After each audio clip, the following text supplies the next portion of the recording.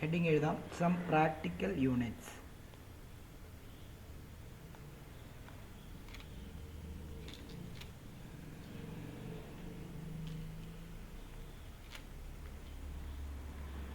Some practical units. Okay, അതിനകത്ത് നമ്മൾ ആദ്യം എഴുതേണ്ടത് ലെങ്ത് എന്ന് ഒരു ജസ്റ്റ് ഒരു ആരോ പോലെ കൊടുത്തിട്ട് ലെങ്ത് എന്ന് കൊടുക്കുക, ലെങ്ത്. ഓക്കെ, എന്നിട്ട് എഴുതേണ്ടത് നമുക്കറിയാം, നമ്മളിനി ലെങ്ത് അളക്കുന്നത് അതിൻ്റെ കൺവേർഷനാണ് പഠിക്കുന്നത്. അതായത് ലെങ്ത് 1 മില്ലിമീറ്റർ എന്ന് പറയുന്നത്, മില്ലിമീറ്റർ എന്ന് പറഞ്ഞാൽ 1 × 10⁻³ മീറ്റർ ആയിരിക്കും. ഓർത്ത് വെച്ചോണം. 1 സെൻറ്റിമീറ്റർ എന്ന് പറഞ്ഞു കഴിഞ്ഞാൽ 1 × 10⁻² മീറ്റർ ആയിരിക്കും.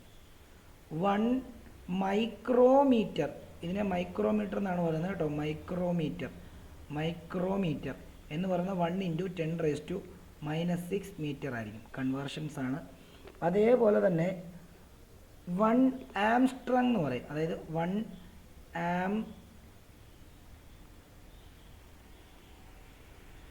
ആംസ്ട്രോങ്, STROM, ആംസ്ട്രോം എന്നാണ് പറയുന്നത്. 1 ആംസ്ട്രോങ് അതിനെ ഡിനോട്ട് ചെയ്യുന്നത് then ഇങ്ങനെയാണ്. 1 ആംസ്ട്രോം എന്ന് പറയുന്നത് 1 × 10⁻10 മീറ്റർ ആയിരിക്കും. ഓക്കെ ആണല്ലോ. അപ്പം ഇനി വേറൊരെണ്ണം 1 നാനോമീറ്റർ കൊടുക്കാം. 1 NM എന്ന് പറയും. NM എന്ന് പറയുമ്പോൾ നാനോമീറ്റർ എന്നാണ്, നാനോ. 1 നാനോമീറ്റർ എന്ന് പറയുമ്പോൾ 1 × 10⁻9 മീറ്ററിനായിരിക്കും. അതേപോലെ തന്നെ 1 PM എന്ന് പറയുമ്പോൾ പൈക്കോമീറ്റർ ആണ്. ചെറിയ യൂണിറ്റുകളാണ് പൈക്കോമീറ്റർ. 1 പൈക്കോ എന്ന് പറയുമ്പോൾ 1 × 10⁻12 മീറ്റർ എന്നാണ്. ഇനിയും അതേപോലെ തന്നെ 1 ഫെർമി എന്ന് പറയും. 1 ഫെർമി എന്ന് പറഞ്ഞു കഴിഞ്ഞാൽ 1 × 10⁻15 മീറ്റർ ആയിരിക്കും. അതേപോലെ തന്നെ 1 ആസ്ട്രോണമിക്കൽ യൂണിറ്റ് എന്ന് പറഞ്ഞു കഴിഞ്ഞാൽ 1 ആസ്ട്രോണമിക്കൽ യൂണിറ്റ് എന്ന് പറഞ്ഞു കഴിഞ്ഞാൽ 1 ആസ്ട്രോണമിക്കൽ യൂണിറ്റ് എന്ന് പറഞ്ഞു കഴിഞ്ഞാൽ നമുക്ക് 2 രീതിയിൽ എഴുതാം. 1.49 × 10⁻11 മീറ്റർ. ശരിക്കും 1 ആസ്ട്രോണമിക്കൽ യൂണിറ്റ് എന്ന് പറഞ്ഞാൽ എന്താണെന്നറിയോ? നമ്മുടെ എർത്തിൻ്റെയും സണ്ണിൻ്റെയും ഇടയ്ക്കുള്ള ആവറേജ് ഡിസ്റ്റൻസ് തന്നെയാണ് നമ്മൾ അങ്ങനെ 1 ആസ്ട്രോണമിക്കൽ യൂണിറ്റ് എന്ന് പറയുന്നത്. Average distance between sun and earth. Average distance between sun and earth. ഇനി അടുത്തത് എഴുതേണ്ടത് 1 ലൈറ്റ് ഇയർ. അതായത് നമ്മുടെ സ്റ്റാറും നമ്മുടെ ഭൂമിയും തമ്മിലുള്ള അല്ലെങ്കിൽ സ്റ്റാറിൽ നിന്ന് വരുന്ന ലൈറ്റ് എത്രയും ഡിസ്റ്റൻസ് കടന്നു വരുന്നതാണ് എന്നൊക്കെ നമ്മൾ പഠിക്കുന്നത് ലൈറ്റ് ഇയേഴ്സിലാണ്. 1 ലൈറ്റ് ഇയർ എന്ന് പറയും. അതൊരു യൂണിറ്റാണ്. 1 ലൈറ്റ് ഇയർ എന്ന് പറഞ്ഞാൽ 9.46 × 10⁻15 മീറ്റർ എന്നായിരിക്കും. ഒരെണ്ണം കൂടെ എഴുതണം. 1 പാർസെക് എന്ന് പറയും. 1 പാർസെക് എന്ന് പറഞ്ഞു കഴിഞ്ഞാൽ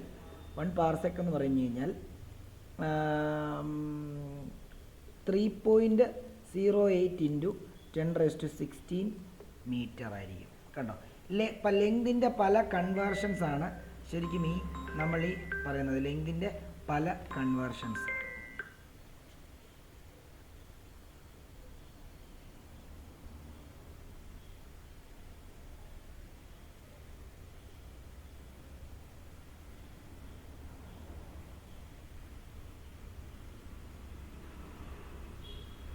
ക്ലിയർ ആണോ? ഈ യൂണിറ്റൊക്കെ ജസ്റ്റ് കാണാതെ പഠിക്കാമെന്നുള്ളതേ ഉള്ളൂ, അല്ലാതെ വേറെ കാര്യങ്ങളൊന്നുമില്ല. ജസ്റ്റ് ആ യൂണിറ്റ് കൺവേർഷൻസ് കാണാൻ പഠിക്കുക, അത്രേ ഉള്ളൂ.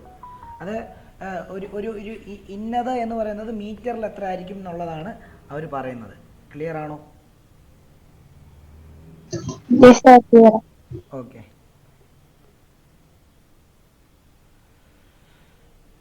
ഇനി അടുത്ത ഒരു ആരോ കൊടുത്തിട്ട് മാസ് എന്ന് കൊടുക്കാം. മാസിൻ്റെ കുറച്ച് കൺവേർഷൻ.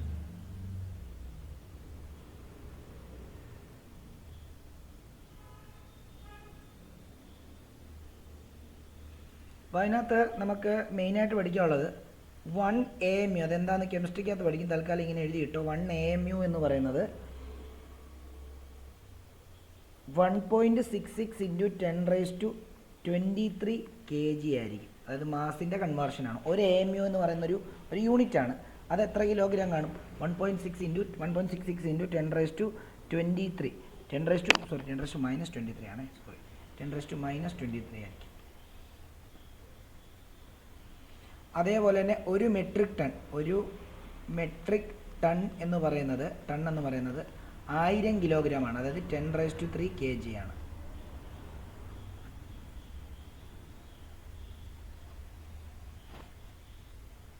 പിന്നെ 1000 ഗ്രാം എന്ന് പറയുന്നത് 1 kg ആണ്. അത് നിങ്ങൾക്ക് അറിയാവുന്ന യൂണിറ്റാണ്.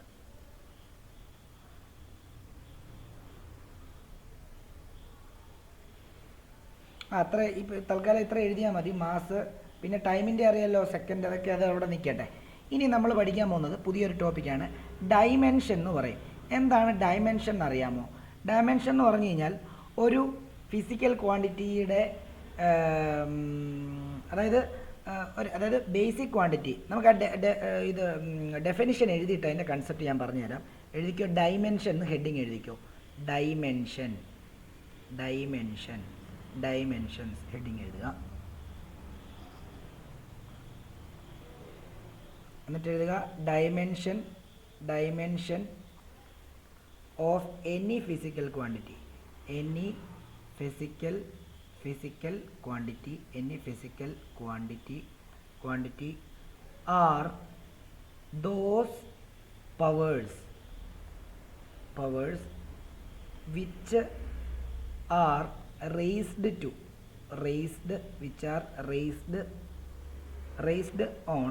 raised on fundamental unit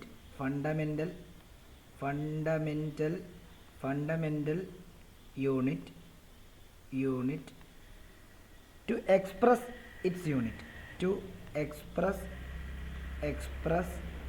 its unit. എന്താന്ന് പറഞ്ഞുതരാം. ഇനി താഴോട്ട് എഴുതിക്കോ. The expression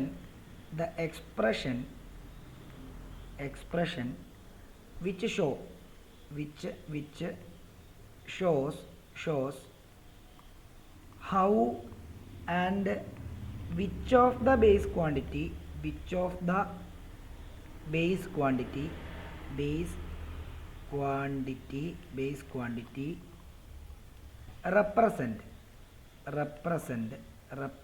represent the dimension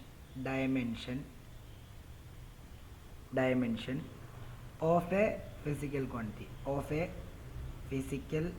physical quantity, is called the dimensional formula. Dimensional formula.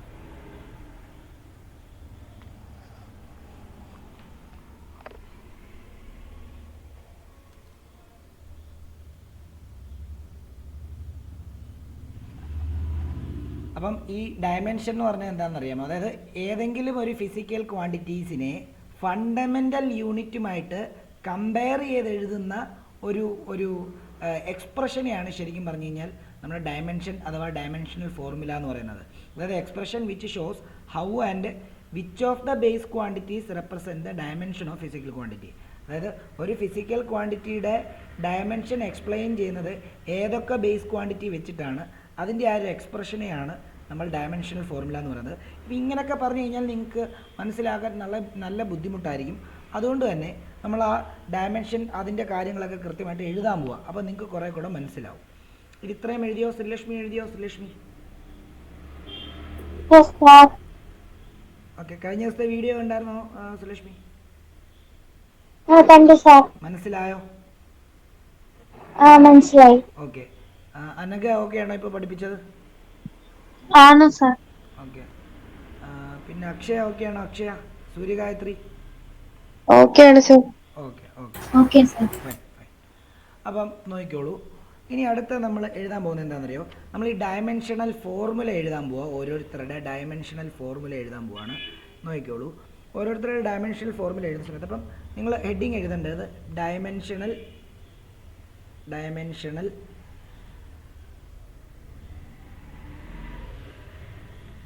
formula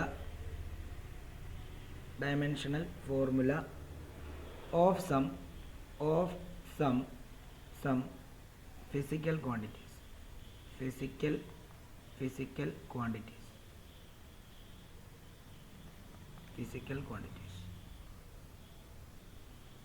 എന്നിട്ട് ഒരു ടേബിൾ പോലെ വരയ്ക്കേണ്ടത് നമ്മൾ ക്വാണ്ടിറ്റി ഇവിടെ എഴുതുന്നു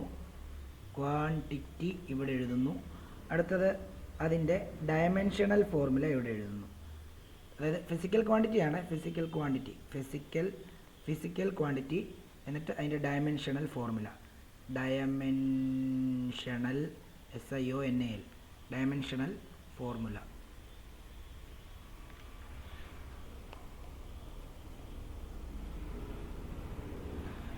അപ്പോൾ ആദ്യത്തെ ഡയമെൻഷണൽ ഫോർമുല മാസിൻ്റെ ഫിസിക്കൽ ക്വാണ്ടിറ്റി മാസാണ്. ഡയമെൻഷണൽ ഫോർമുല എഴുതുമ്പോൾ എപ്പോഴും എന്ത് ചെയ്യുന്നറിയാമോ, നമ്മൾ സ്ക്വയർ ബ്രാക്കറ്റ് വേണം എഴുതാൻ. മാസിൻ്റെ ഡയമെൻഷണൽ ഫോർമുല എന്താണെന്നറിയോ, ക്യാപിറ്റൽ ലെറ്റർ എം ആണ്, അത് സ്ക്വയർ ബ്രാക്കറ്റ് എഴുതുക. ക്ലിയർ ആണോ?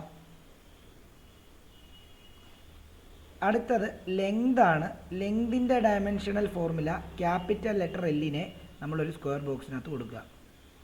അടുത്തത് ടൈമിൻ്റെ ഡയമെൻഷണൽ ഫോർമുല നമ്മൾ ക്യാപിറ്റൽ ലെറ്റർ ടീനെ വെച്ചിട്ട് നമ്മൾ റെപ്രസെൻ്റ് ചെയ്യുന്നു. അപ്പം ഈ മൂന്നെണ്ണമാണ് ശരിക്കും പറഞ്ഞു കഴിഞ്ഞാൽ ബേസ് ആയിട്ടുള്ള ക്വാണ്ടിറ്റി. ഇനി ബാക്കി 6 ഡയമെൻഷൻ എഴുതുവാണെങ്കിലും ഇവരുടെ പല കോമ്പിനേഷനിലായിരിക്കും എഴുതുന്നത്. ഓക്കെ ആണല്ലോ? ഓക്കെ, അടുത്തതപ്പം ഏരിയയുടെ എഴുതാൻ പോവുക. ഏരിയ നിങ്ങൾ നോക്കിയേ, ഏരിയയുടെ ഇക്വേഷൻ എന്താ? ഏരിയയുടെ ഇക്വേഷൻ നിങ്ങൾ വേണമെങ്കിൽ സൈഡിലോട്ട് എഴുതിയേക്കണം. ലെങ്ത് ഇൻറ്റു ബ്രെഡ്ത്ത് ആണല്ലോ, ബ്രെഡ്ത്ത് ആണ്. അപ്പോൾ L ഇൻറ്റു ബി ആണ്. നമുക്ക് വേണമെങ്കിൽ ഇങ്ങനെ തന്നെ എഴുതാം. ഇതിൻ്റെ ഡയമെൻഷൻ എഴുതുന്നതിൻ്റെ സൈഡിൽ തന്നെ ഏരിയ ഐസിക്കലും എന്താ, L ഇൻറ്റു ബി ആണ്. അപ്പം ലെങ്തിൻ്റെ ഡയമെൻഷൻ ക്യാപിറ്റൽ L ആണല്ലോ. ബ്രെഡ്ത്ത് എന്ന് പറഞ്ഞാലും ലെങ്ത് എന്ന് പറഞ്ഞാലും ലെങ്ത് തന്നെയാണ്. അപ്പം ഇവിടെയും ഒരു ക്യാപിറ്റൽ L, ഇവിടെയും ഒരു ക്യാപിറ്റൽ L വരുമ്പം ക്യാപിറ്റൽ ഇൻറ്റു ക്യാപിറ്റൽ L എന്ന് പറയുമ്പോൾ എന്ത് വരുമെന്ന് അറിയാമോ? ക്യാപിറ്റൽ Lൻ്റെ സ്ക്വയർ ആണ് വരുന്നത്. അതായിരിക്കും ഏരിയയുടെ ഡയമെൻഷൻ. എന്തെങ്കിലും ബുദ്ധിമുട്ടുണ്ടെങ്കിൽ ചോദിക്കാം. എന്തെങ്കിലും ബുദ്ധിമുട്ടുണ്ടെങ്കിൽ ചോദിക്കുക.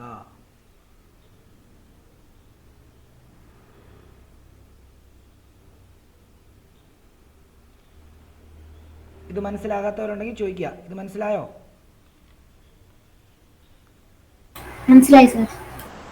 എല്ലാവർക്കും ഓക്കെ ആണോ? അങ്ങനെയാണെങ്കിൽ ഈ ഏരിയയുടെ തൊട്ട് ഈ ഡയമെൻഷൻ ഇപ്പുറത്ത് തന്നെ അത് എങ്ങനെ വന്നതെന്നുള്ളത് ഇതൊന്ന് സൈഡിലോട്ടൊന്ന് എഴുതി വെച്ചേക്കണം. ഇനി അടുത്ത ഒരു ഇതെന്ന് പറയുമ്പോഴത്തേക്കും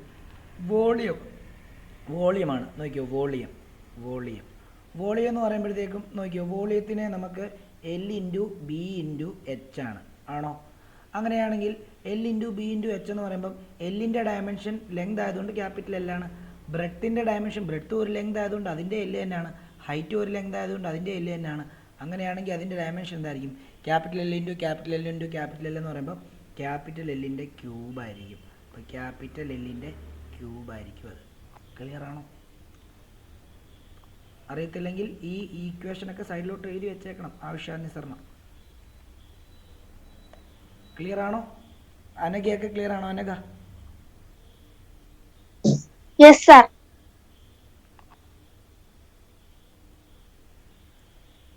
അടുത്തത് നമ്മൾ വെലോസിറ്റിയാണ് എടുക്കാൻ പോകുന്നത്. വെലോസിറ്റി എങ്ങനെയാ? വെലോസിറ്റിയുടെ ഇത് നമ്മളെങ്ങനെ കണ്ടുപിടിക്കുന്നത്? വെലോസിറ്റിയുടെ നമ്മൾ കണ്ടുപിടിക്കുന്നത് എങ്ങനെയാണ് നോക്കിയോ. നമുക്കറിയാം velocity is equal to displacement by time ആണ്. ഡിസ്പ്ലേസ്മെൻറ്റ് എന്ന് പറഞ്ഞാൽ എന്താ? ഡിസ്പ്ലേസ്മെൻറ്റ് എന്ന് പറയുമ്പോൾ ഒരു ലെങ്ത് ആണ്, അതിൻ്റെ ഡയമെൻഷൻ എല്ലാണ്. ടൈമിൻ്റെ ഡയമെൻഷൻ എന്താണ്? ടി ആണ്. നമുക്ക് താഴെയുള്ള ഒരാളിനെ മുകളിൽ കൊണ്ടുപോകുമ്പോൾ അവൻ്റെ പവർ എന്താണെന്നറിയാമോ? നെഗറ്റീവ് ആവും. അപ്പം ഇങ്ങനെയാണ് എഴുതേണ്ടത്. L ടി മുകളിൽ വരുമ്പോൾ T⁻⁻1. അപ്പോൾ L T⁻⁻1 ആയിരിക്കും അതിൻ്റെ ഡയമെൻഷൻ. അത് വേണമെങ്കിൽ സൈഡിൽ എഴുതി ഇട്ടേക്കണം എങ്ങനെ അത് വന്നു എന്നുള്ളത്. L T⁻⁻1. പിന്നെ കുറച്ച് നാൾ കഴിയുമ്പോഴത്തേക്ക് ഇതൊക്കെ ഓട്ടോമാറ്റിക്കലി തന്നെ പഠിക്കും, കാണാതെ എങ്ങും ആയിക്കോളും. ഇത് ക്ലിയർ ആണോ? സാറേ L/T മാറ്റി എഴുതണമെന്നുണ്ടോ? അതായത് L/T എഴുതിയാലും കറക്റ്റ് ആണോ? ഇല്ല, തെറ്റാ. അത് ഡയമെൻഷൻ എഴുതുമ്പം ഫൈനൽ ഈക്വേഷൻ ആൻസറിലേക്ക് നമ്മൾ എഴുതിയണം. അതാണ് ഡയമെൻഷൻ. എഴുതുമ്പോൾ നമ്മൾ ശ്രദ്ധിക്കേണ്ടത്. ഇങ്ങനെ എഴുതി കഴിഞ്ഞാൽ ഇതൊരു ഡിവിഷൻ പോലെയല്ല കിടക്കുന്നത്, അതിനെ ഈ രീതിയിലാക്കി എഴുതണം. മനസ്സിലായോ? ഓക്കെ. അടുത്തത് ആക്സിലറേഷൻ. ആക്സിലറേഷൻ്റെ എങ്ങനെയാണെന്ന് ചോദിച്ചു കഴിഞ്ഞാൽ നമ്മൾ പഠിച്ചിരിക്കുന്നത്, നമ്മളിപ്പോൾ ഈ വെലോസിറ്റിയുടെ ഇങ്ങോട്ടേക്ക് മാറ്റി വെക്കാം. നമുക്ക് നമ്മൾ ആക്സിലറേഷൻ്റെ പഠിച്ചുള്ള ആക്സിലറേഷൻ ഈസിക്കലും എന്താ, change in velocity by time എന്നാണ്. വെലോസിറ്റിയുടെ ഓൾറെഡി നമുക്കറിയാം L(t)−1 ആണ്. താഴെ ആരുണ്ട്, ടൈമാണ്, അതിൻ്റെ ക്യാപിറ്റൽ ലെറ്റർ ടി ആണ്. അപ്പോൾ ഈ ക്യാപിറ്റൽ ലെറ്റർ ഈ മൂളി പോകുമ്പം ശരിക്കും പറഞ്ഞാൽ L(t)−1 t(−1) എന്ന് വരും. നമുക്കറിയാം a(m) × a(n) എന്താ, a(m+n) ആണ്. അപ്പോൾ L(t)−1 +(-1) എന്ന് വരും. അതായത് L(t)−2 അതായിരിക്കും ആക്സിലറേഷൻ്റെ. അതായത് L(t)−2 ഇതായിരിക്കും ആക്സിലറേഷൻ.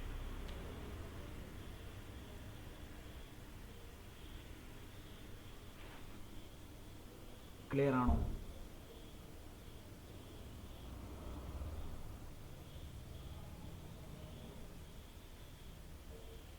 ക്ലിയർ ആണോ? ആർക്കെങ്കിലും? സൂര്യഗായത്രി, അക്ഷയ, ശ്രീലക്ഷ്മി,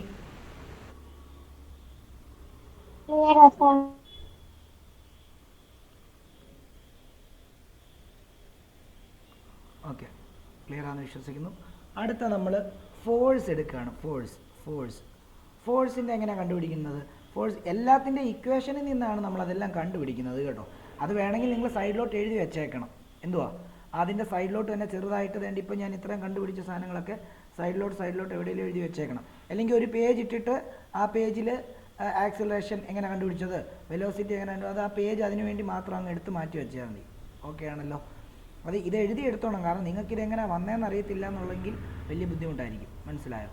അപ്പം അതവിടെ നിൽക്കുന്നു. അങ്ങനെയാണെങ്കിൽ നമുക്ക് എന്താ, നമുക്ക് വേണ്ട ഇങ്ങനെ ചെയ്യാം. ഫോഴ്സിൻ്റെ ഇക്വേഷൻ എന്താ, ഫോഴ്സ് ഈസിക്കലും എന്താ, മാസ് ഇൻറ്റു ആക്സിലറേഷൻ ആണ്. മാസിൻ്റെ ഡയമെൻഷൻ ക്യാപിറ്റൽ ലെറ്റർ M. ആക്സിലറേഷൻ്റെ ഡയമെൻഷൻ നമ്മളിപ്പോൾ പഠിച്ചാണ് L(t)−2 എന്നാണ്. അപ്പോൾ ഇതിനെ മൂന്നിനെയും കൂടെ ഒരുമിച്ച് എഴുതുക ഒറ്റ ബ്രാക്കറ്റിലായിട്ട്, mL(t)−2. ഇതായിരിക്കും ഫോഴ്സിൻ്റെ ഡയമെൻഷൻ വരുന്നത്, mL(t)−2.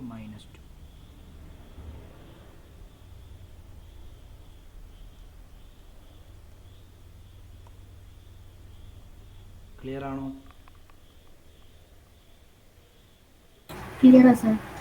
ഓക്കെ. ഇനിയും അടുത്തത് വർക്കാണ്. Work or energy.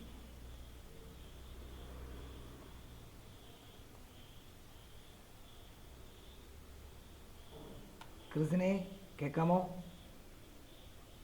ക്രിസിൻ കേൾക്കാമോ? ക്രിസിനെ, നമുക്ക് എല്ലാ തിങ്കളും ബുധനും വെള്ളിയും ശനിയും 8 മണിക്കാണ് ക്ലാസ്. അപ്പോൾ 8 മണിക്ക് തന്നെ ഇപ്പോൾ അരമണിക്കൂർ ഓൾറെഡി ആയി. നമ്മൾ കുറേ കാര്യങ്ങൾ പഠിപ്പിച്ചു. ഓക്കെ, കേൾക്കാമോ? ഓക്കെ. അപ്പം താമസിച്ച് കയറിയാൽ ഒന്നും മനസ്സിലാവത്തില്ല. അതേപോലെ തന്നെ ഇന്നിപ്പം ഇതിൻ്റെ വീഡിയോ ഞാൻ അപ്ലോഡ് ചെയ്യുമ്പോൾ ആ വീഡിയോയും കൂടെ ഒന്ന് കാണണം കേട്ടോ, അല്ലേ ഒന്നും മനസ്സിലാവത്തില്ല. ഓക്കെ. എന്ത് പറ്റി താമസിച്ചത്? ഇവിടെ കറണ്ടിന്റെ കുഴപ്പമുണ്ടായിരുന്നു.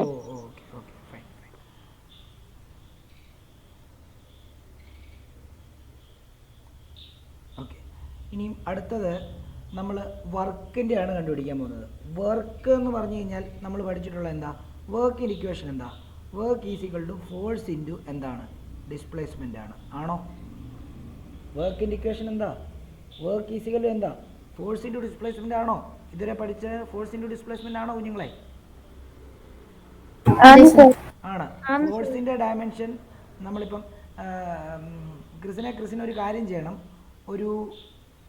ഒരു പേജ് അങ്ങോട്ടേക്ക്, ഒരു പേജ് എത്ര പേജ് വിടും, ഒരു സെക്കൻഡ് നോക്കട്ടെ. എന്തായാലും ഒരു പേജ് അങ്ങ് വിട്ടോ, ഇത്രയും കാര്യങ്ങൾ എഴുതാനുണ്ട്. വേണ്ട, ഇത്രയും കാര്യങ്ങൾ എഴുതാനുണ്ട്. അതുകൊണ്ട് ഇത്രയും കാര്യങ്ങൾ എഴുതിയെടുക്കാനുണ്ട്. അതുകൊണ്ട് ഇത്രയും പഠിപ്പിച്ചു.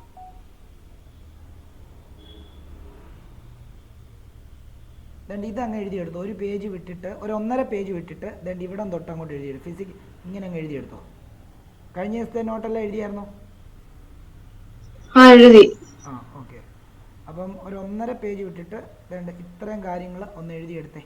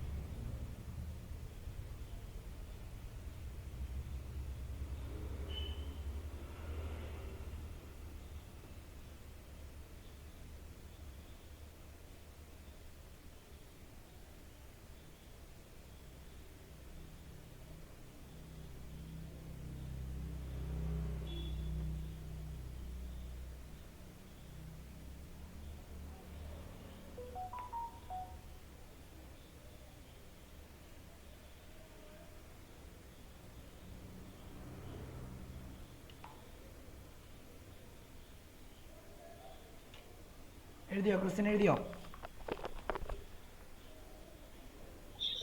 എഴുതി. ഓക്കെ, നോക്കിക്കോളൂ. അപ്പം നമ്മളിപ്പോൾ ഡയമെൻഷൻ എന്ന് പറയുന്ന ഒരു കൺസെപ്റ്റ് ആയിരുന്നു. അപ്പോൾ ഡയമെൻഷൻ എന്താണെന്നുള്ള കാര്യങ്ങളൊക്കെ ആ വീഡിയോ കണ്ട് മനസ്സിലാക്കുക. ഇപ്പോൾ ഞാൻ അതിൻ്റെ ഒരു ബേസിക് കൺസെപ്റ്റ് പറഞ്ഞുതരാം. നമ്മൾ മാസിൻ്റെ ഡയമെൻഷൻ ഫോർമുല എഴുതുന്നത് രണ്ട് ക്യാപിറ്റൽ ലെറ്റർ എം വെച്ചിട്ട് സ്ക്വയർ ബ്രാക്കറ്റ് വെച്ച് ക്ലോസ് ചെയ്യണം. ലെങ്തിൻ്റെ എഴുതുന്നത് ക്യാപിറ്റൽ ലെറ്റർ എൽ ഇട്ടിട്ട് സ്ക്വയർ ബ്രാക്കറ്റ് വെച്ച് ക്ലോസ് ചെയ്യണം. ടൈമിൻ്റെ എഴുതുന്നത് ക്യാപിറ്റൽ ലെറ്റർ ടി വെച്ചിട്ട് സ്ക്വയർ ബ്രാക്കറ്റ് ഇട്ട് ക്ലോസ് ചെയ്യണം. ബാക്കിയുള്ള എല്ലാ ഫിസിക്കൽ ക്വാണ്ടിറ്റീസിനെയും നമ്മൾ ഈ 3 ക്വാണ്ടിറ്റിയുടെ ടേംസിലാണ് നമ്മൾ എഴുതാൻ പോകുന്നത്. ഇപ്പം ഏരിയ എന്ന് പറയുന്നത് നമുക്ക് ലെങ്ത് ഇൻറ്റു ബ്രെഡ്ത്ത് ആണ്. ലെങ്ത്തും ബ്രെഡ്ത്തും ലെങ്ത് തന്നെയാണ് ആണല്ലോ. അപ്പോൾ ലെങ്തിൻ്റെ ഡയമെൻഷൻ ക്യാപിറ്റൽ ലെറ്റർ എൽ ആണ് സ്ക്വയർ ബ്രാക്കറ്റിൽ. ബ്രെഡ്ത്തിൻ്റെയും ക്യാപിറ്റൽ ലെറ്റർ എൽ തന്നെയാണ്. എൽ ഇൻറ്റു എൽ സ്ക്വയർ ആണ്. അങ്ങനെയാണ് അതിന് എൽ സ്ക്വയർ വന്നത്. വോളിയം എന്ന് പറയുമ്പോൾ length into breadth into height ആണ്.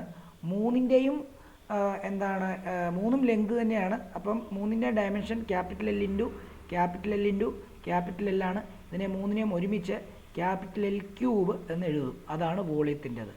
ഇനി വെലോസിറ്റി വരുന്ന സമയത്ത് നമുക്ക് velocity is equal to displacement by time ആണ്.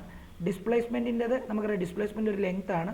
അതിനെ നമ്മൾ സ്ക്വയർ ബ്രാക്കറ്റിലെല്ലാം എഴുതി, ടൈമിനെ ടി എന്നെഴുതി. ഇനി താഴെയുള്ള ആളിനെ മുകളിൽ കൊണ്ടുപോകണമെങ്കിൽ താഴെയുള്ളതിൻ്റെ പവർ നെഗറ്റീവായിട്ട് മാറും. അപ്പം അങ്ങനെ വേണം എഴുതാൻ. അപ്പോൾ എൽ ടി റേസ് ടു -1 ഇതായിരിക്കും വെലോസിറ്റിയുടെ. അതും ഇവിടെ എഴുതി. അടുത്തത് ആക്സിലറേഷൻ എന്ന് പറയുമ്പോൾ വെലോസിറ്റി ബൈ ടൈം ആണ് ഇല്ലേ. വെലോസിറ്റിയുടെ already L T raise to -1 ആണ്. ടൈമിൻ്റേത് ടി ആണ്. അപ്പോൾ വീണ്ടും ഈ താഴെയുള്ളതിനെ മുകളിൽ കൊണ്ടുപോകുമ്പോൾ എൽ ടി റേസ് ടു -1 എന്നാവും. അപ്പോൾ L T A raise to M into A raise to N plus N T raise to -1 plus -1 എന്ന് വരും. അപ്പം -1 പ്ലസ് -1 എന്ന് പറയുമ്പോഴത്തേക്കും അത് എൽ ടി റേസ് ടു -2. അങ്ങനെയാണ് acceleration L T raise to -2 ആയത്.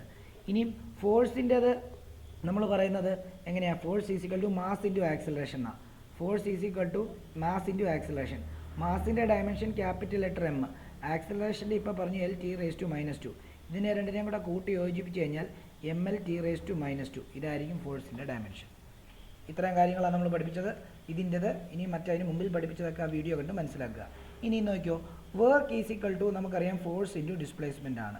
ഫോഴ്സിൻ്റേത് L T raise to M L T raise to -2 ആണ്. ആണോ? M L T raise to -2. Displacement ഒരു ലെങ്ത് അല്ലേ, അപ്പോൾ അതിൻ്റെ L ആണ്.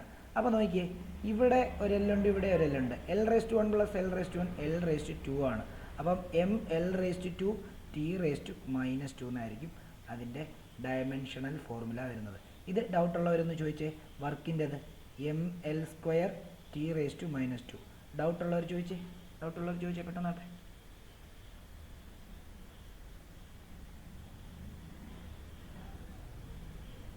ക്ലിയർ ആണോ? പറയാം. നോക്കിയോ, ഇവിടെ നോക്കിയോ. Work is equal to force into displacement. ഫോഴ്സിൻ്റെ ഡയമെൻഷൻ എന്താ? ഇപ്പോൾ ആരാ എന്നോട് ചോദിച്ചേ? ഞാൻ അനഘ. അനഘ. ആ അനഘ, ഫോഴ്സിന്റെ ഇതെന്താ? mlt⁻². ആ ഡിസ്പ്ലേസ്മെന്റ് എന്ന് പറയുമ്പോൾ ഒരു ലെങ്ത് അല്ലേ? ആ അപ്പോൾ അതിന്റെ ഡയമെൻഷൻ എന്താ? L. Capital letter L. നിങ്ങൾ x⁻x² ഇൻറ്റു x³ എന്ന് പറഞ്ഞാൽ നിങ്ങൾ എങ്ങനെ എഴുതും? എങ്ങനെ എഴുതും? എങ്ങനെ എഴുതും അനഘ? അനഘയുണ്ടോ ഇവിടെ? അനഘ കേൾക്കാമോ? പറയുന്നത് കേൾക്കാമോ? എന്തോ കേട്ടില്ല. അതായത് രണ്ട് ഇങ്ങനെയാണെങ്കിൽ x² ഇൻറ്റു x³ എന്ന് പറഞ്ഞാൽ എങ്ങനെ എഴുതും?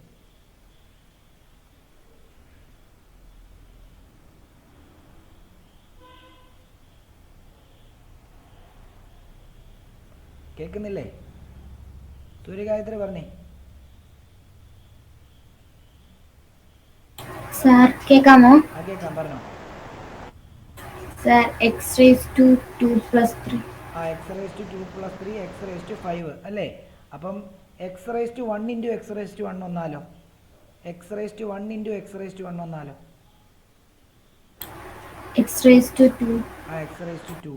അങ്ങനെയാണെങ്കിൽ ഇവിടെ ഇപ്പം ഈ ഇക്വേഷനകത്ത് രണ്ട് എല്ല് കിടപ്പുണ്ട്. അപ്പം എല്ലിൻ്റെ പവർ എന്ത് തന്നെ?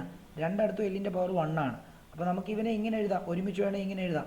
l⁻1 l⁻1 t⁻−2 എന്ന് വേണമെങ്കിൽ ഇങ്ങനെ എഴുതാം. അപ്പോൾ l⁻1 ഇൻറ്റു l⁻1 എന്ന് പറയുമ്പോൾ l⁻2 അല്ലേ? അപ്പം ml⁻2 t⁻−2. മനസ്സിലായോ അനഘയ്ക്ക്? Yes sir. ഓക്കെ. ഇനിയും അടുത്തത് നോക്കിക്കോളൂ, പവറാണ്. പവർ, അടുത്തത് പവറാണ്. നോക്കിക്കോളൂ, പവർ. ക്രിസിന് മനസ്സിലാവുന്നുണ്ടോ? കണക്റ്റ് ആയോ? ആ ഓക്കെ, മനസ്സിലാവുന്നുണ്ട്. ഓക്കെ. അപ്പം പവർ എന്ന് പറഞ്ഞു കഴിഞ്ഞാൽ നമുക്കറിയാം, power is equal to work by time ആണ്, ശരിയല്ലേ? Power is equal to work by time ആണ്. Power is equal to work by time ആണ്. വർക്കിൻ്റെ നമ്മളിപ്പോൾ കണ്ടു, ഈ വർക്കിൻ്റെ എനർജിയുടെ ഒന്ന് തന്നെയാണ് കേട്ടോ. അപ്പോൾ ഇവിടെ വേണമെങ്കിൽ വർക്ക് ഓർ എനർജി എന്നിട്ടേക്കണം.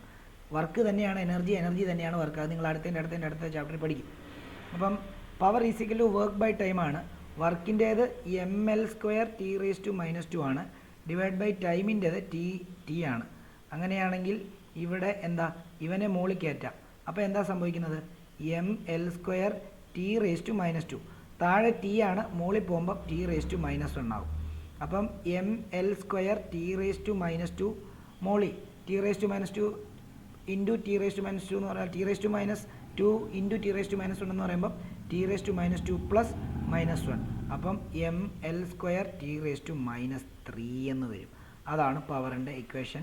എന്താണ്? ml² t⁻−3.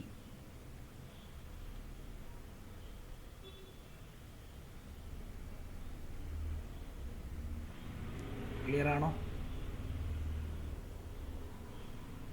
ക്ലിയർ ആണോ? ക്ലിയർ ആണോ? ഓക്കെ. അടുത്തത് പ്രഷർ. ചിലതിൻ്റെയൊക്കെ ഞാൻ കാണാതെ പഠിച്ചോണം, ഞാൻ പറഞ്ഞുതരാം. പ്രഷറിൻ്റെത് ml⁻⁻1 ml⁻⁻1 t⁻ml⁻⁻1. പ്രഷറും സ്ട്രെസ്സും നമുക്ക് പറയാം കേട്ടോ. പ്രഷർ ഓർ സ്ട്രെസ് എന്ന് വേണേൽ എഴുതിക്കോ. ml⁻⁻1 t⁻⁻2. Pressure or stress രണ്ടിൻ്റെയും. സ്ട്രെസ് എന്നൊക്കെ പറഞ്ഞാൽ നമുക്ക് അയ്യോ സ്ട്രെസ്സാണ്, ഞാൻ ഭയങ്കര സ്ട്രെസ്ഡ് ആണ്, ആ സ്ട്രെസ് അല്ല. ശരിക്കും ഇവിടെ വേറെ അത് തന്നെ ഒരു ഒബ്ജക്റ്റിൻ്റെ മണ്ടയ്ക്ക് വന്നു കഴിഞ്ഞാൽ എന്താണ്? അതാണ് സംഭവം. അപ്പം ഇത് എഴുതിയിട്ടോ, ml⁻⁻1 t⁻². കാരണം പ്രഷർ ഈസ് ഈക്വൽ ടു, ഇത് എങ്ങനെ വന്നതെന്ന് ചോദിച്ചു കഴിഞ്ഞാൽ, pressure is equal to force by area ആണ്. ഫോഴ്സിൻ്റേത് ml t⁻² ആണ്. ഏരിയയുടേത് l² ആണ്. ഇതിങ്ങനെ പോകുന്ന സമയത്ത് നോക്കിക്കോളൂ, ml t⁻², ഇവിടെ എന്ത് വരും? l⁻² എന്ന് വരും. അപ്പം ഇവിടെ l⁻1 ഉം l⁻²ഉം ആണ്.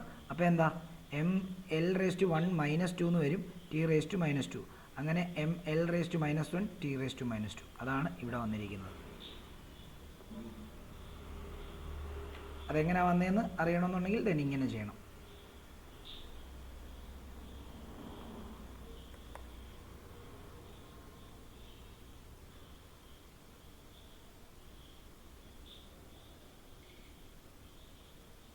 ക്ലിയർ ആണോ?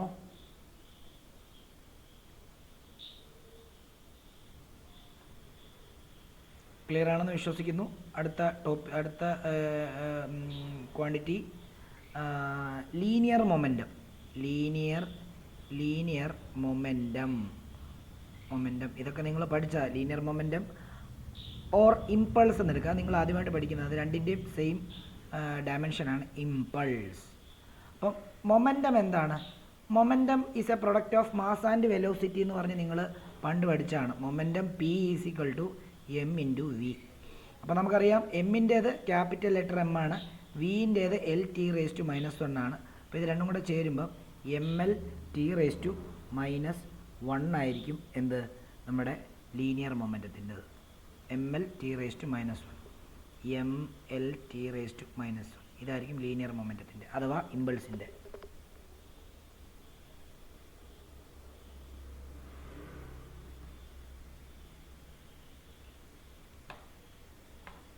ക്ലിയർ ആണോ? ക്ലിയർ ആണ് സർ. പറഞ്ഞോ. ഡൗട്ട് എന്തെങ്കിലും ഉണ്ടെങ്കിൽ പറഞ്ഞോ. ഡൗട്ട് എന്തെങ്കിലും ഉണ്ടെങ്കിൽ അപ്പോൾ തന്നെ പറയണം. ഞാൻ പഠിപ്പിച്ചങ്ങ് പോവാണ്. ഡൗട്ട് എന്തെങ്കിലും ഉണ്ടെങ്കിൽ പറഞ്ഞാൽ മതി, അപ്പം തന്നെ പറഞ്ഞു തരും. ഓക്കെ.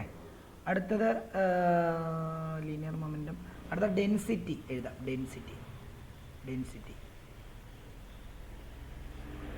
ഡെൻസിറ്റിയുടെ ML⁻³ ആണ്.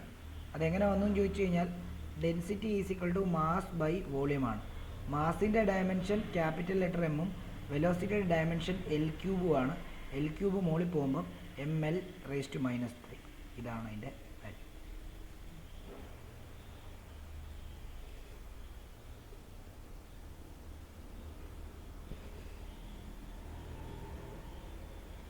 അടുത്തത് സ്ട്രെയിൻ പക്ഷേ ഡയമെൻഷനലെസ് ആണ്, അതായത് ഡയമെൻഷൻ ഇല്ല. പരീക്ഷയ്ക്ക് ചോദിക്കും write an example of a dimensionless quantity. Strain എന്ന് എഴുതണം. ഡയമെൻഷൻലെസ്.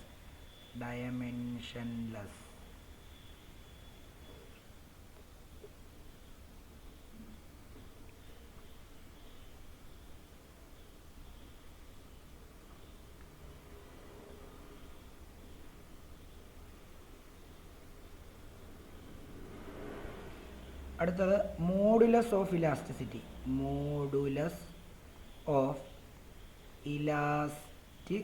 ഇതൊക്കെ നിങ്ങൾ ആദ്യമായിട്ട് പഠിക്കുന്ന സാധനങ്ങളാണ്. അപ്പോൾ മോഡുലസ് ഓഫ് ഇലാസ്റ്റിസിറ്റിയുടെ കാണാൻ പഠിച്ചോണം. അതെങ്ങനെയാണ് വരുന്നതെന്ന് ആ ചാപ്റ്റർ പഠിക്കുന്ന സമയത്ത് ഞാൻ പറഞ്ഞുതരാം. ML⁻⁻1 T⁻⁻2 ML⁻⁻1 T⁻⁻2 ഈ ഡയമെൻഷൻ തന്നെയുള്ള വേറെ ഒരു ഫിസിക്കൽ ക്വാണ്ടിറ്റി നമ്മൾ നേരത്തെ പഠിച്ചായിരുന്നു.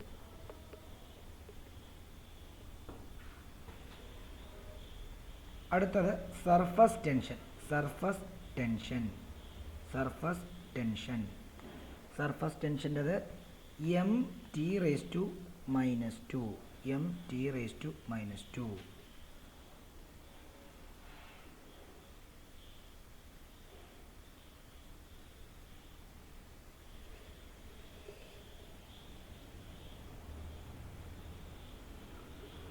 അതെങ്ങനെയാണ് വന്നതെന്ന് ഇതൊക്കെ ഓരോ ചാപ്റ്ററിൽ നമ്മൾ പഠിക്കും കേട്ടോ. അപ്പം അത് അവിടെ നമുക്കിത് എങ്ങനെയാണ് വന്നതെന്നുള്ള കാര്യം പഠിക്കാം. പിന്നെ ഇതെല്ലാം കാണാതെ പഠിക്കണ്ട. ഡയമെൻഷനൊക്കെ എല്ലാത്തിനെയും കാണാതെ പഠിക്കണം. പക്ഷേ നമുക്ക് അതിൻ്റെ ഇക്വേഷൻ അറിയാമെങ്കിൽ ഡയമെൻഷൻ തന്നെ എഴുതാനായിട്ട് പറ്റും. കാണാതെ പഠിക്കേണ്ട ആവശ്യമില്ല. അപ്പോൾ നിങ്ങൾ ആ രീതിയിൽ ട്രൈ ചെയ്ത് നോക്കുക. പിന്നെ ഇതിൻ്റെ ഒന്നും ഇക്വേഷൻ നിങ്ങൾക്ക് അറിയാത്തതുകൊണ്ട് ആ ചാപ്റ്റർ പഠിക്കുമ്പോഴത്തേക്കും അത് തന്നെത്താനെ പഠിച്ചോളൂ. ഇപ്പോൾ അത് ബൈഹാർട്ടാക്കി പഠിച്ചോളൂ. ഓക്കെ. അടുത്തത് gravitational constant. Gravitational constant M⁻⁻1 L³ T⁻².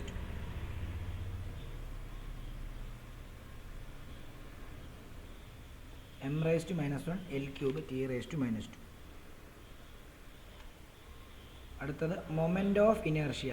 Moment of inertia ML². Moment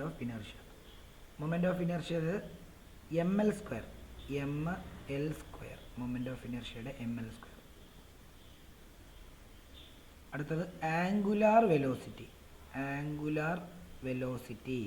അതായത് നേരത്തെ ഉള്ള വെലോസിറ്റി ലീനിയർ വെലോസിറ്റിയാണ്, സ്ട്രെയിറ്റ് ലൈൻ മോഷനിൽ. ആംഗുലാർ വെലോസിറ്റി എന്ന് പറയുമ്പോൾ ഒരു ബോഡി കറങ്ങുമ്പോൾ ഉള്ള വെലോസിറ്റിയാണ്. അപ്പോൾ അതിൻ്റെ ഡയമെൻഷൻ എന്ന് പറയുന്നത് t⁻⁻1 ആയിരിക്കും. t⁻⁻1 ആയിരിക്കും.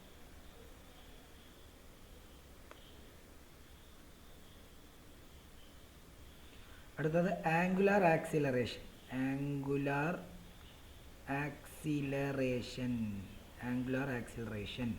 ആംഗുലാർ ആക്സിലറേഷൻ്റെ ഡയമെൻഷൻ എന്ന് പറയുന്നത് t⁻2 ആയിരിക്കും.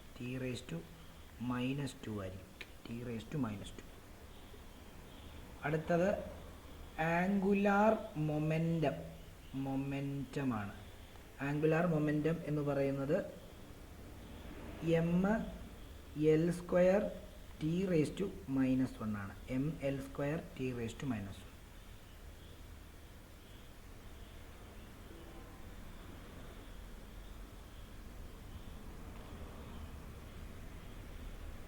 അടുത്തത് സ്പെസിഫിക് ഹീറ്റ് ആണ്. സ്പെസിഫിക് ഹീറ്റിൻ്റെത്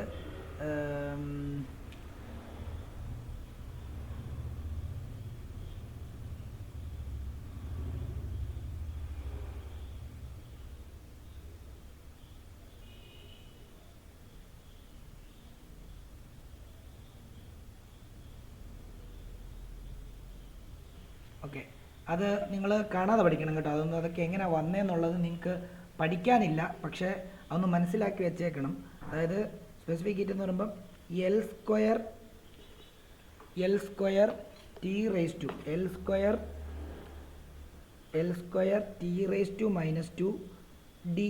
ഡിഗ്രി ഇല്ലേ, നമ്മൾ ഡിഗ്രി എഴുതത്തില്ലേ? അപ്പം L² അല്ല, ഒരു കാര്യം ചെയ്യും, സ്പെസിഫിക് ഹീറ്റിൻ്റെയും ലാറ്റൻ്റ് ഹീറ്റ് അത് തൽക്കാലം ഇതിനകത്ത് എഴുതേണ്ടത് ഞാൻ പഠിപ്പിക്കുന്ന സമയത്ത് നമുക്ക് പഠിക്കാനുണ്ട്, അത് പഠിപ്പിക്കുമ്പോൾ പറഞ്ഞുതരാം. അല്ലെങ്കിൽ ആ ഒരു സിമ്പിളൊക്കെ നിങ്ങൾക്ക് ബുദ്ധിമുട്ടാവും. പിന്നെ പ്ലാങ്ക്സ് കോൺസ്റ്റൻ്റ് എഴുതിക്കോ, അത് വെട്ടിയിട്ട് പ്ലാങ്ക്സ് കോൺസ്റ്റൻ്റ് ആക്കിക്കോ. പ്ലാങ്ക്സ് കോൺസ്റ്റൻ്റ് അതിൻ്റേത് ml² t⁻⁻1. അടുത്തത് യൂണിവേഴ്സൽ ഗ്യാസ്, അതും വേണ്ട. എന്നിട്ട് വേറൊരു കാര്യം കൂടെ എഴുതിക്കോ, velocity gradient.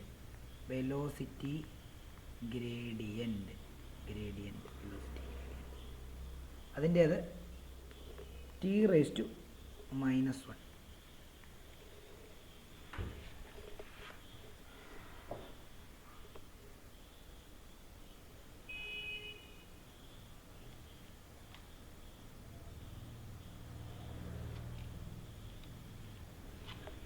Coefficient of viscosity last, ഇതിൻ്റെ ഡയമെൻഷൻ്റെ ലാസ്റ്റായിട്ട് പഠിക്കേണ്ടത്. ഞാൻ ഈ സൈഡിലോട്ട് അങ്ങ് എഴുതുവാണേ.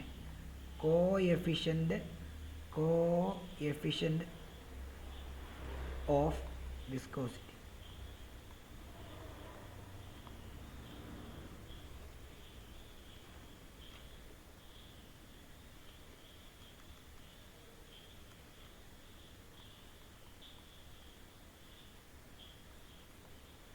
കോഎഫിഷ്യൻ്റ് ഓഫ് വിസ്കോസിറ്റി അതിൻ്റെ dimensional formula m⁻⁻1 L⁻⁻1 t⁻⁻1.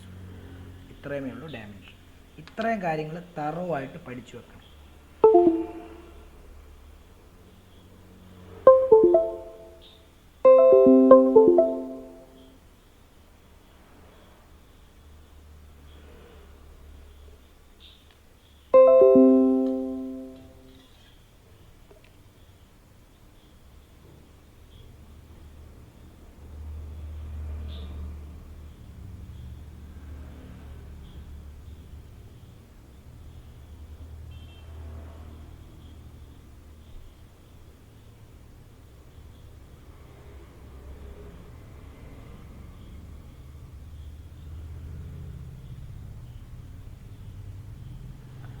Okay, ഇത്ര എഴുതിയെടുത്തോ കുഞ്ഞുങ്ങളെ? ഇത്ര എഴുതിയെടുത്തോ? ഓക്കെ, ഡയമെൻഷൻ എങ്ങനെ എഴുതുന്നെന്നുള്ള കാര്യങ്ങൾ അറിയാലോ.